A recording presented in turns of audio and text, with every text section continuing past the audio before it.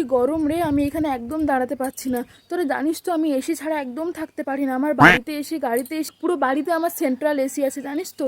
এত গরম লাগছে না এখানে, কি বলবো আর। উফ, তোরা এখানে দাঁড়িয়ে আছিস কি করে? চল না কোনো ভালো রেস্টুরেন্টে যাই। আমার এখানে একদম ভালো লাগছে না। কি খাবি বল তোরা? কি? ফুচকা? Phuchka my food. ফুচকা কেউ খায় না কি? ওরকম আনহেলদি খাবার, ছি। চল কোনো রেস্টুরেন্টে গিয়ে খাই, 5 স্টার রেস্টুরেন্ট ছাড়া আমি খাই না, দেখ। আর কিন্তু ওরকম আনহাইজেনিক ওই রাস্তার ধারে খাবার পোষাবে না। আমি কিন্তু রেস্টুরেন্ট ছাড়া খাবো না।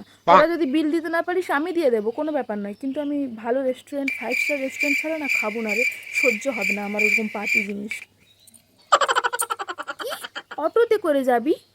আমার গাড়ি আছে তো, আমার গাড়িতে করে চল। অটো টটোতে যাব না, দেখ। আমি জানিস তো ওসব পারবো না, আমার এসেই ঠিক আছে। তো তোদের জন্য শুধুমাত্র আমি এসেছি, জানিস তো, অনেকদিন পর দেখা হবে বন্ধুদের সঙ্গে, সেই জন্য এসেছি।